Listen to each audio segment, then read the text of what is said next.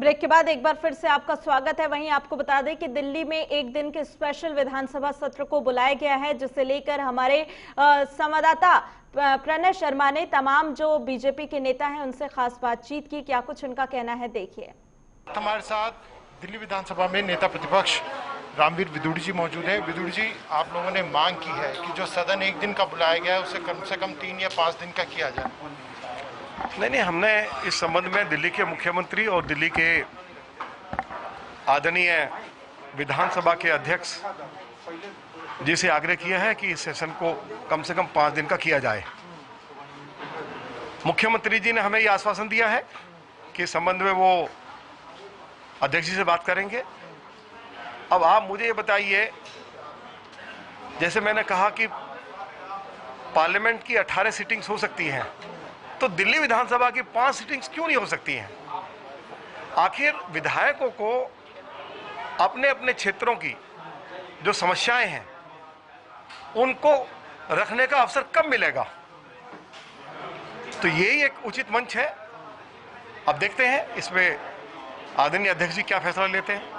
आपको लगता है कि एक दिन बहुत ही छोटा पीरियड है सभी विधायकों को अपनी बात को रखने के लिए और जो परेशानियां उन्हें रखने के लिए? नहीं, निश्चित रूप से आज दिल्ली के जो मुद्दे हैं, जैसा कि अभी प्रेस कॉन्फ्रेंस में कहा गया, दिल्ली सरकार के जो कॉलेजेज हैं उनमें तनख्वाह नहीं मिल रही।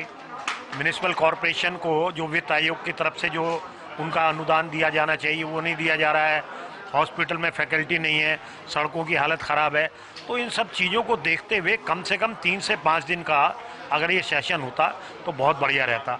और दूसरी बात, आज 48,000 जो लोग हैं जिनके ऊपर सुप्रीम कोर्ट ने ये कहा उनको वहाँ से डिस्प्लेस करने की जो बातचीत हुई है, तो आज से 2 साल पहले रेलवे के द्वारा कुछ करोड़ रुपया उनके सर्वे के लिए जो दिया गया था उसका भी इन्होंने इस्तेमाल नहीं किया।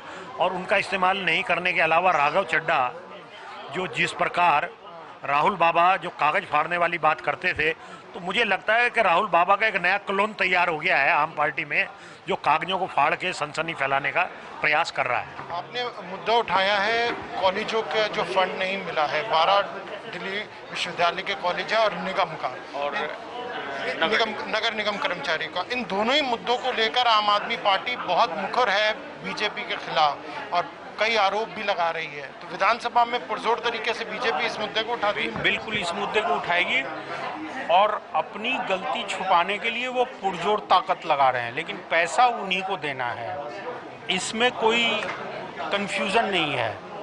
मेरा सिर्फ इतना कहना है कि ठीक है, कोविड के कारण सरकार के इनकम कम हुए हैं, लेकिन ऐड उसी प्रकार से निकल रहा है और कर्मचारियों का वेतन नहीं मिल रहा है, ये ठीक नहीं है। मेरे बात को आप समझिए। मैं चाहता हूं कि पहले कर्मचारियों का वेतन मिले, नगर निगम का फंड जाए और फिर पैसा बचता है तो आप अपना प्रचार कीजिए, लेकिन प्रचार आपका निरंतर चल रहा है लोगों का हक मार के। ये मेरा कहना है।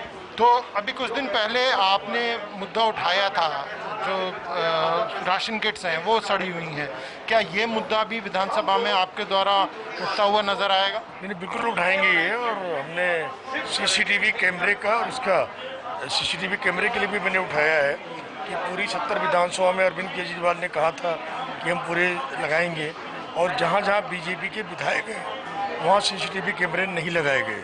और हमारे पास वो भी प्रूफ है अधिकारी का भी कि जिसने अनऑफिशियल कहा है कि हमारे को ऊपर से फ़ोन किया गया अरविंद केजरीवाल के यहाँ से, और ये कहा गया कि गांधीनगर में सीसीटीवी कैमरे नहीं लगाने हैं इसलिए कि वहाँ पर बीजेपी का विधायक है।